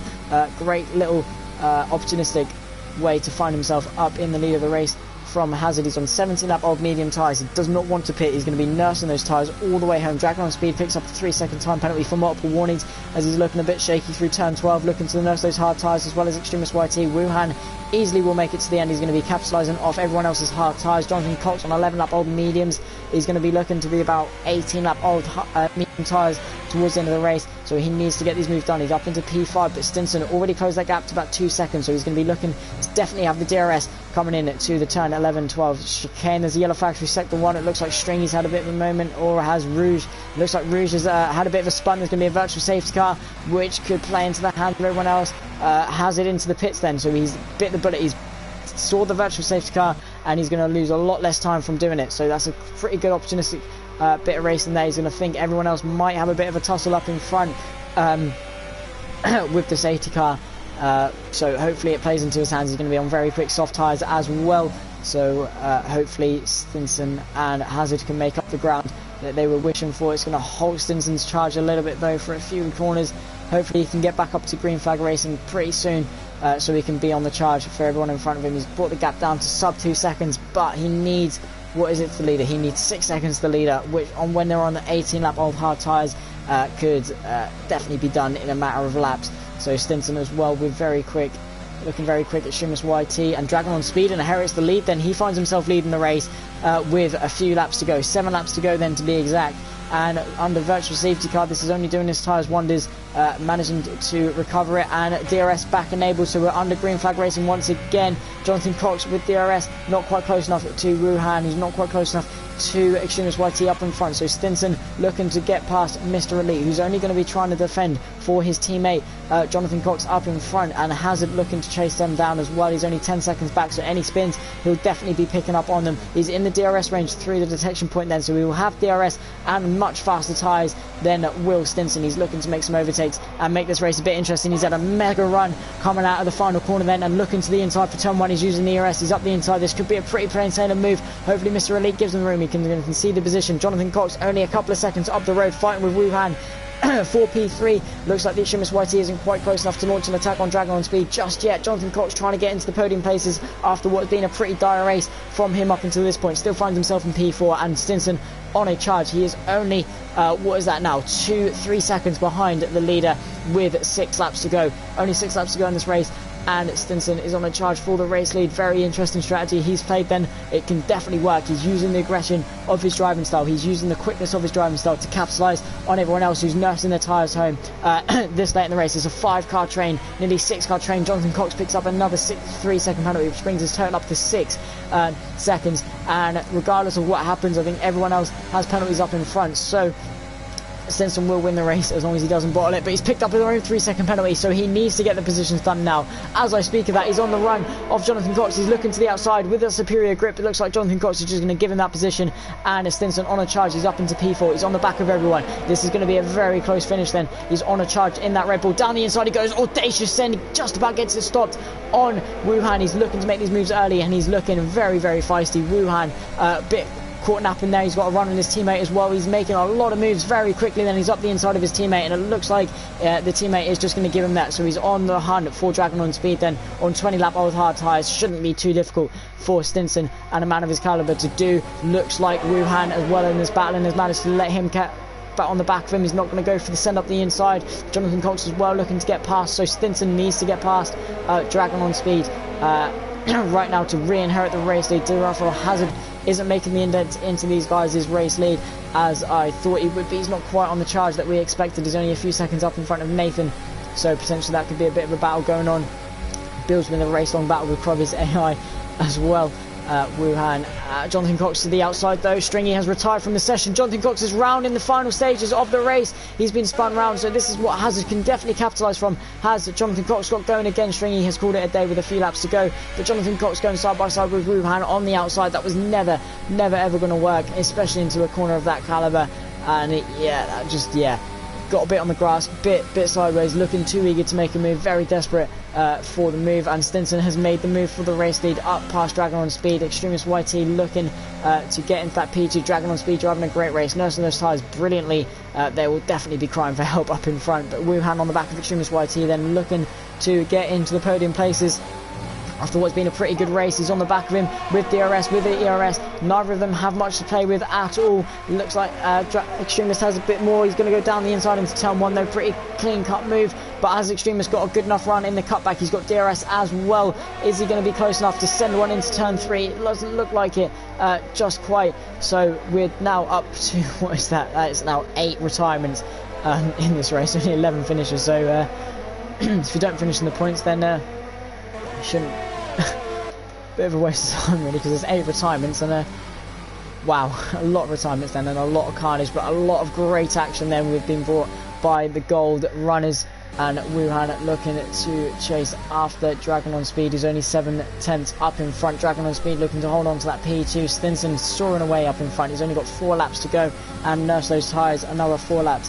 But these guys with their tyres crying for help. I wouldn't be surprised if we see a puncture. Wuhan giving it everything through the chicane then, and looking to chase after him. He's in DRS. He's not got a lot of ERS to play with though, and neither has Dragon on Speed, so it's going to be very difficult for him to defend. He's got 6 lap old hard tyres as well. Can Dragon on Speed just hold on, white line it, drive it to the white lines and just park that McLaren in all the right spots to hold on? He's only got a few laps, but what he doesn't want Extremist YT to be closing on to the back of him either, so he may just want to let Wuhan go, or he may want to use Wuhan as a bit of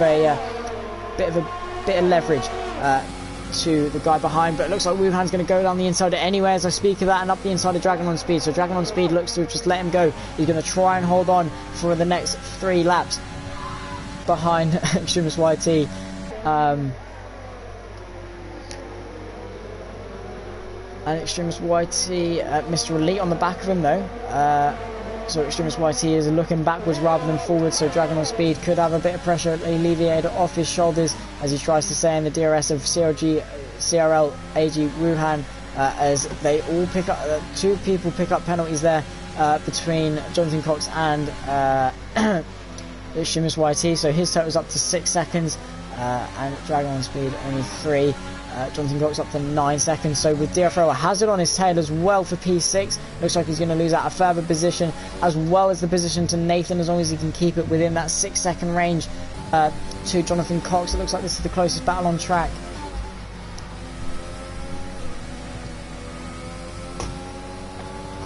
But in the DRS and with the DRS, he hasn't got much to defend with. Jonathan Cox to the outside. He's not going to fight it too much with Hazard, who's on a fresh soft tyre and looking at very, very good in this race. For the time being, Stinson just setting purple lap after purple lap, and Jonathan Cox with a pretty nightmare race. He did not want his first race of the season trying to defend his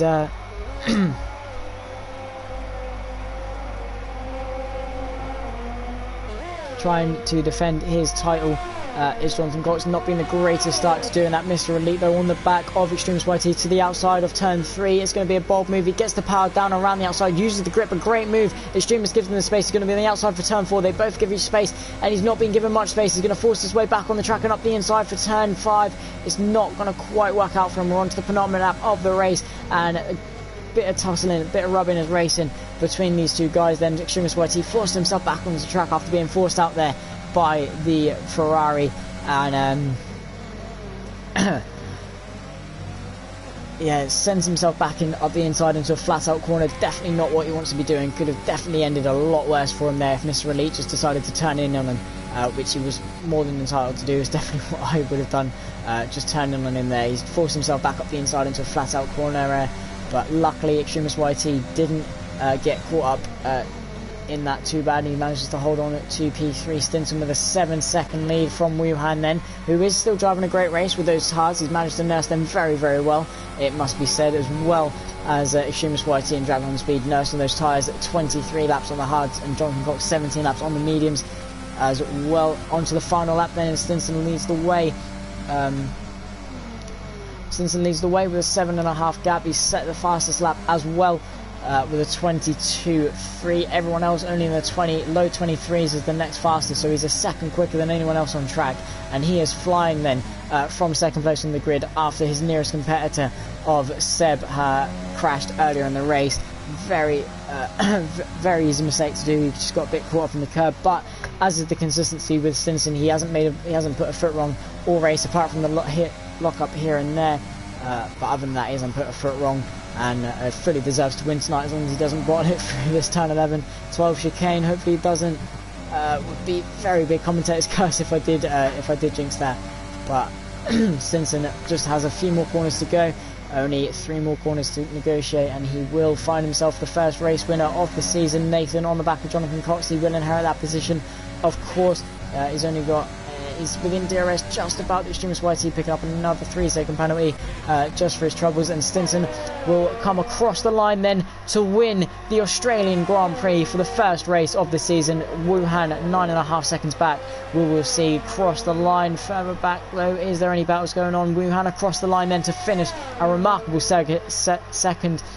Great for him. Dragon on Speed with a great podium, nursing those tyres all the way to the end, and Mr. Elite across the line in 4th as well. Great race from him. The Extremist YT across the line 6th, but Hazard will jump both of them up into P4 then due to lack of penalties. Jonathan Cox across the line, and that was your race. Great race then, and Jonathan Cox, your reigning champion, down in 8th place after what was a pretty dire race from the reigning champion. Driver of the day was somehow Crovey, despite not driving any of it, but I have to say my driver of the day has to be Dragon on Speed. He nursed those tyres for so long and held off a very, very quick Extremist YT and and Wuhan for very, very long. But your race rundown then has been Stinson, Wuhan, Dragon on Speed, Hazard, Elite, Extremist YT, Nathan, Jonathan Cox, Killer, Crovey, after not starting the race, somehow finds himself P10. Your non-finishers then, Bill's in P11. Your non-finishers then were Stringy, Rouge, Walker, Smithy,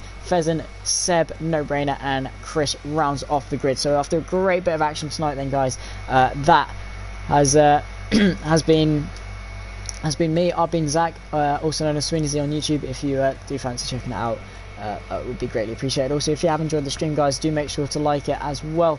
After a pretty good race like that, I've been Zach, and this has been the first round of RRC